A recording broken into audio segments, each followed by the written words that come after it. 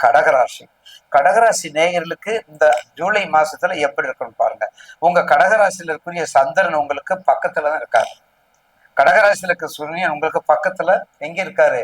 சூரியன்ல இருக்காரு. அதாவது கடகராசியில இருக்கக்கூடிய பூர நட்சத்திரம் சந்திரன் இருக்காது. அப்போ உங்க ராசிக்கு 2ல இருக்காரு. உங்க வீட்டுல இருப்பதுல சூரியன் வீட்டுல இருக்காரு. அப்ப அது நல்லது தானே. 2ஆம் இடம் தானம், தானியம், கீர்த்தி, சகித, வண்டி, வாகனம், மடை எல்லாத்தையும் கொடுக்கக்கூடியவர் தான். அப்ப சிம்மத்துல இருக்காரு. சிம்ம ராசியில இருக்காரு. அங்கே ஆல்ரெடியா இருக்காது. அஷ்டமத்து சனி ஓடிட்டு இருக்குது. அஷ்டமத்து சனி ஓடிட்டு இருக்குது. சிம்ம ராசிக்கு அஷ்டமத்து சனி ஓடிட்டு இருக்குது. ஜூலை மாசத்துல உங்களுக்கு எப்படி இருக்கும்? அப்ப ராசிநாதன் 2ல இருக்கும்போது மிகப்பெரிய ஒரு மாற்றத்தை கொடுக்கும். ஏன்னா கடந்த காலத்துல அஷ்டமத்து சனில எல்லாத்தையும் இழந்துட்டீங்க. அஷ்டமத்து சனில எல்லாத்தையும் இழந்துட்டீங்க. எல்லாமே போயிடுச்சு. எல்லா புகழ், எல்லா பேரும், எல்லா சொர்க்கமும் போயிடுச்சு. அப்ப இனிமேலாவது நல்லா இருக்கணும். உங்க திசா புத்தியை எடுத்துக்கோங்க. உங்க திசா புத்தியை எடுத்துக்கிட்டு அடுத்து என்ன நடக்க போறோம், நம்ம திசையில லக்னாதிபதி யாரு, ஜஷ்பலம் உண்டா, துக்பலம் உண்டா, வர்க்கோத்தமம் உண்டா, லக்னாதிபதி 3, 8 பன்னுல போயிட்டாரா?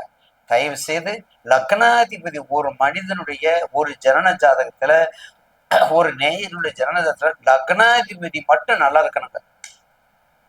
லக்னாதிபதி நல்லா இருந்தா முதல்ல ஆயில் கட்டி, லக்னாதிபதி நல்லா இருந்தா தொழில் கட்டி, லக்னாதிபதி நல்லா இருந்தா கல்வி பள்ளி படிப்பு கட்டி, லக்னாதிபதி நல்லா இருந்தா எல்லாமே அதுல நல்ல சாரத்துல இருக்கணும், நல்ல பலத்துல சட்பலத்துல இருக்கணும். இப்ப கடக லக்கணம், கடக ராசியை பத்தி பேசுறோம். கடக லக்கணம் சந்திரன் ராகு சாரத்துல இருந்தா நம்ம என்ன ஆகும்?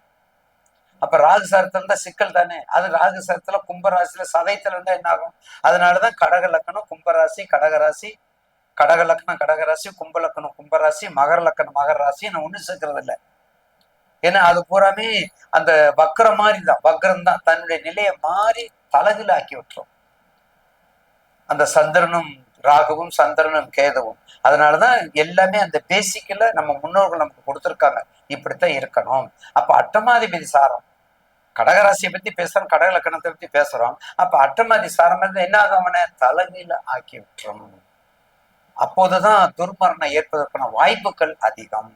துர்மரணம் ஏற்பதற்கான வாய்ப்புகள் அதிகம். அதனால எச்சரிக்கையாக இருப்பது மிக நன்று.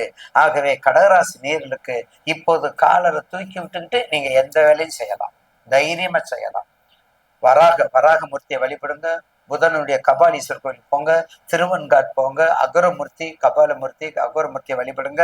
உங்களுக்கு வேண்டிய தொழில் எப்படி நான் சொன்னேன் உங்களுக்கு அந்த படிப்பை பத்தி மிதந்து சொன்னா, அப்ப நிலத்தை நீர் சம்பந்தப்பட்டது, கருவடு சம்பந்தப்பட்டது, கருணக்கிழங்கு சம்பந்தப்பட்டது, கிழங்குகள் சம்பந்தப்பட்டது, மலர்கள் சம்பந்தப்பட்டது, புரோகிதர் சம்பந்தப்பட்டது, நாட்டு மருந்து கடை சம்பந்தப்பட்டது, வெளிநாடு வீட்டு விடிய விடிய வெளிநாடு. கடகராசி 15/7க்குள்ளாக கொஞ்சம் முயற்சி பண்ணுங்க. வாழ்த்துக்கள்.